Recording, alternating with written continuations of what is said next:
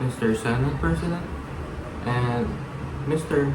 Speaker of the House Representatives, distinguished members of the Senate and House of Representatives, respected members of the Cabinet, commanders and officers of the armed forces, esteemed members of the diplomatic corps, honored guests, above all, my beloved fellow citizens of the Republic of Humes 12. Good afternoon. We gather today in this hall of democracy, bound by more than 88 years of political tradition. We stand upon the foundation laid by generations of servants, leaders, visionaries, and public servants who came before us. But as I stand before you today as your new elected president, I am deeply aware that we do not gather merely to fulfill a ritual of protocol or to reenact the ceremonies of the past.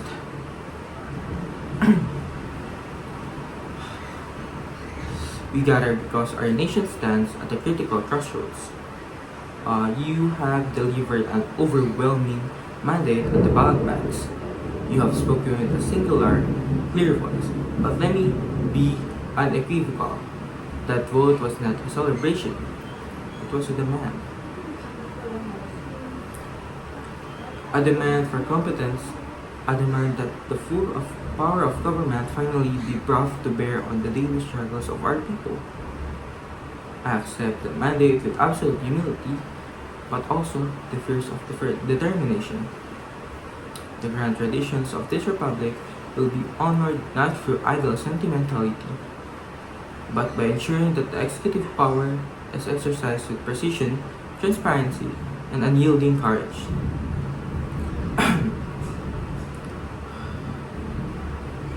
Today, I present to you the state of our nation and our binding plan of action to reshape its future. My administration vision rests on three unshakable pillars designed to uplift every sector of our society: social empowerment through educational reform, grassroots economic resilience, and institutional integrity. Pillar 1: social empowerment and educational reform. Education is the bedrock of national development, yet for too long, our educational system have prioritized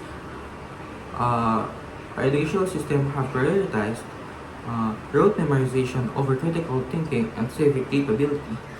Under my presidency, we are launching the Universal Access to Equality and Contextualized Educational Initiative. We will reform curricula across all levels to emphasize critical analysis, digital literacy, civic responsibility, and social research. Furthermore, we will establish the National Innovation and Policy Research Centers across every region. These centers will serve as local hubs where students, educators, and community leaders directly conduct policy research to solve local problems. From municipal waste management to agricultural optimization, we will no longer force top-down solutions onto communities.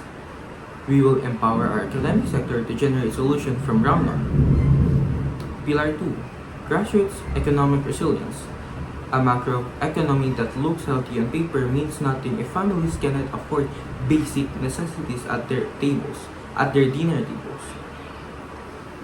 Economic growth must be felt at the grassroots levels.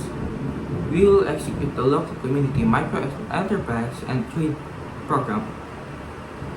This policy guarantees state-backed microfinance, technical training, and direct market access to small business owners, local artisans, agriculture cooperatives, and urban poor entrepreneurs. We will establish localized trade hubs in every province to eliminate parasitic middlemen, ensuring that those who produce the goods reap the true profits of their labor. Pillar 3: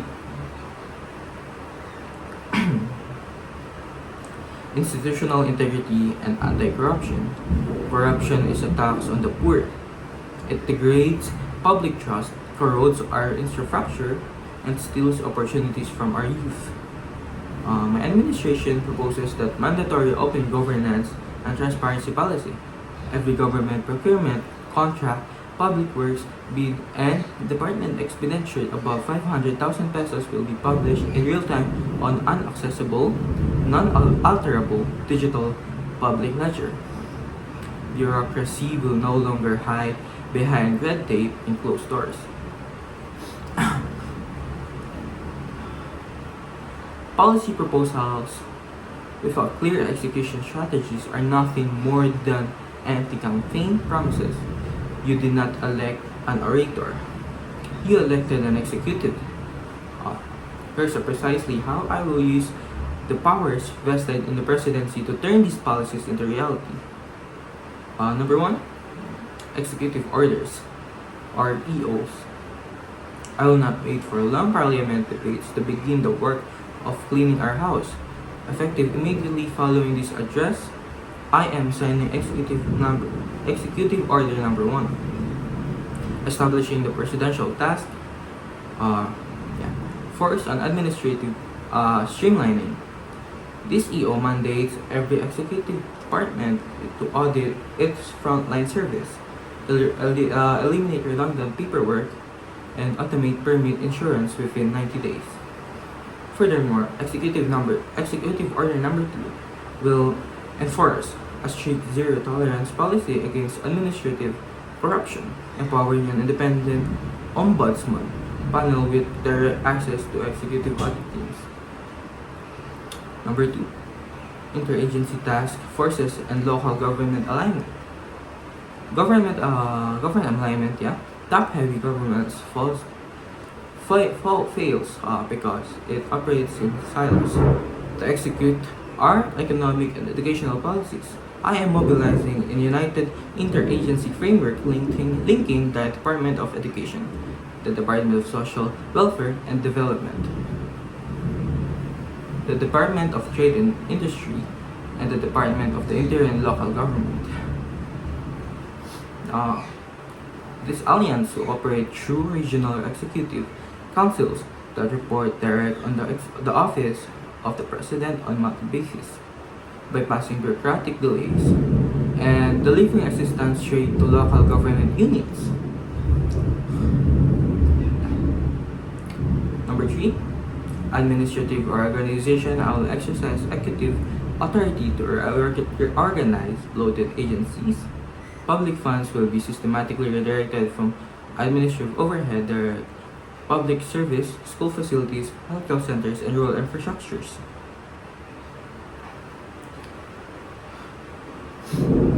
A presidency is measured not by promises at the start, but by its achieving over time. By its achievement over time, I hold administration to a clear, measurable timeline. The first 6 months, fully executive orders 1 and 2, complete digital transformation of 10 high-volume government service, deploy immediate response support to local agriculture cooperatives and microenterprises. Alright, the first 2 years, I'll be establishing the first phase of the National Innovation and Policy Research Centers in all major administrative regions.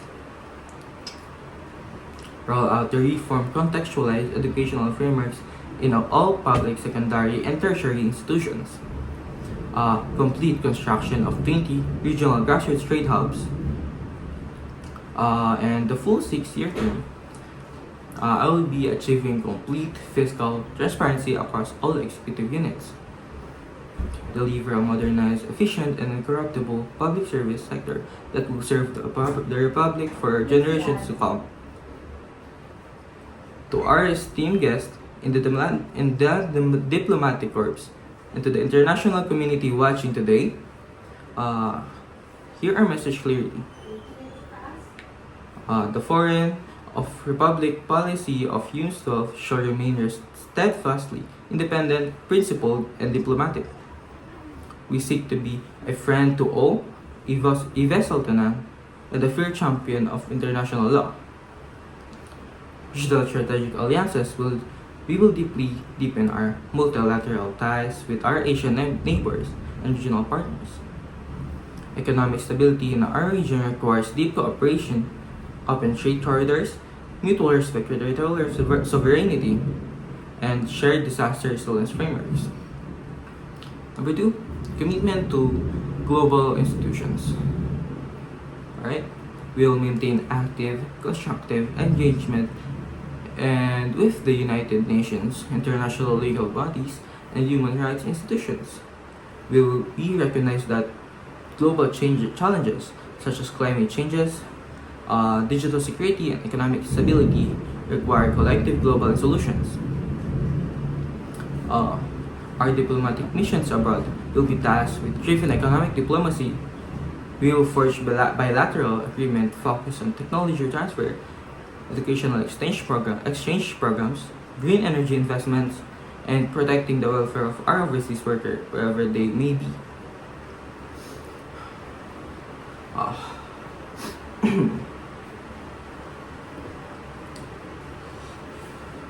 My fellow citizens, the roadmap I have laid before you today is ambitious.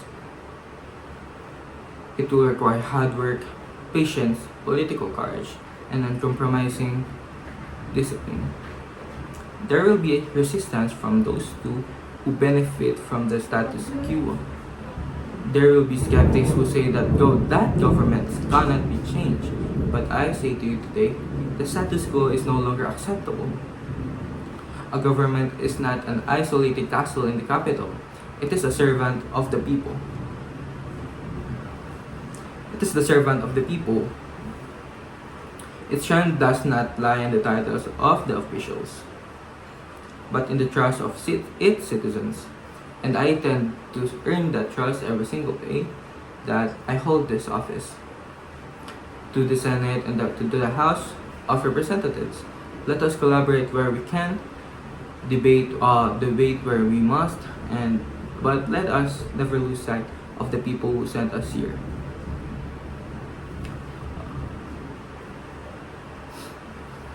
To the youth, the workers, and the teachers, farmers, and every digital of this nation.